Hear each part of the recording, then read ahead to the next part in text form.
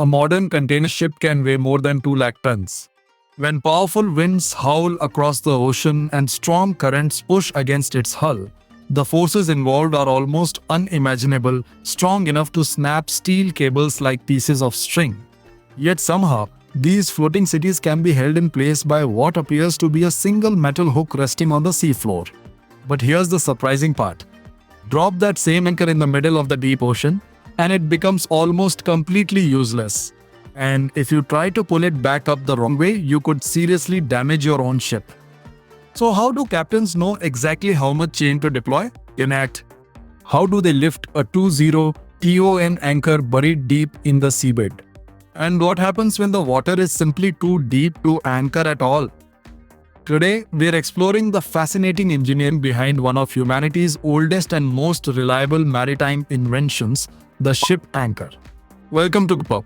To understand how an anchor works, you first need to understand something most people completely overlook.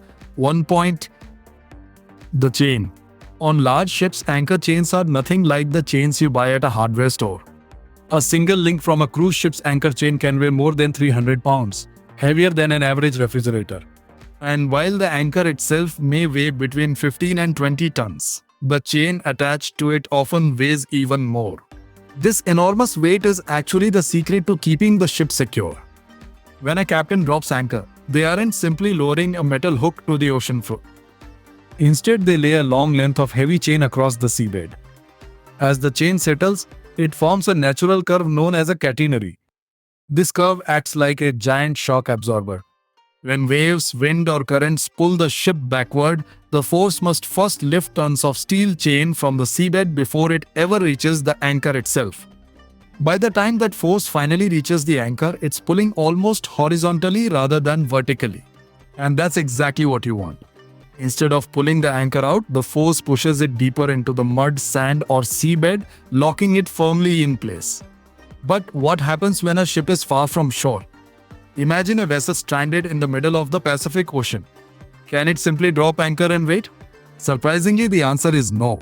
Most commercial ships can only anchor safely in water up to about 100 meters or 300 feet deep. Beyond that point, the chain itself becomes a problem.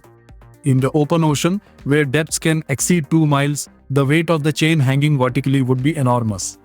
The strain could destroy the windlass, the powerful winch that controls the anchor chain.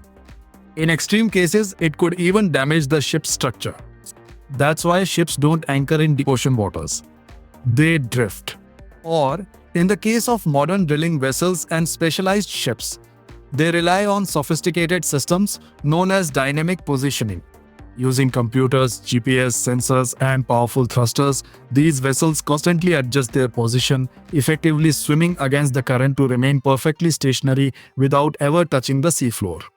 When a ship anchors in shallow water, the captain faces another challenge. How do you know how much chain has actually been deployed? After all, nobody can see underwater.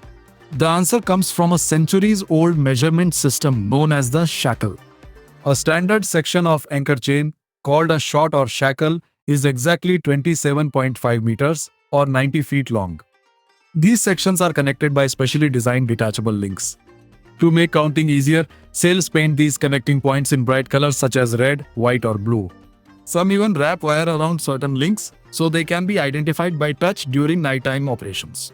As the chain races out through the ship's hosepipe, crew members carefully count each colored section. Then they radio the bridge, 3 shackles in the water. Oh, that simple message tells the captain exactly how much chain is resting on the seabed and whether there's enough scope to safely hold the vessel against changing conditions. Dropping an anchor is easy. Recovering it is where things get difficult. Remember, a 20 ton anchor buried in mud doesn't just sit there. Over time, it creates a powerful suction seal with the ocean floor. Trying to pull it straight out using brute force alone could overload the machinery and damage equipment. So sailors use a smarter approach.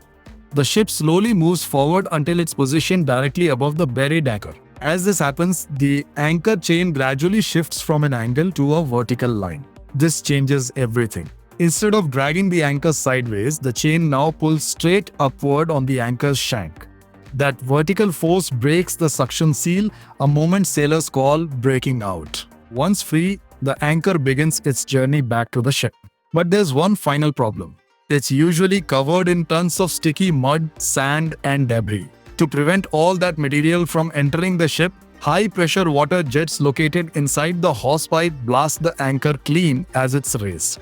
Only then is the anchor secured tightly against the hull, ready for the next voyage. From massive steel chains weighing hundreds of pounds per link to color-coded markings and carefully calculated procedures, anchoring a ship is far more complex than most people realize. It's a perfect combination of brute strength, clever engineering, and centuries of maritime knowledge. And the next time you see a giant ship sitting motionless in the water, you'll know that it's not just the anchor doing the work, it's an entire system working together beneath the surface. If you enjoyed this deep dive into the hidden engineering of everyday things, be sure to like the video, subscribe, and join us for more surprising histories hiding in plain sight. Thanks for watching, and we'll see you in the next one.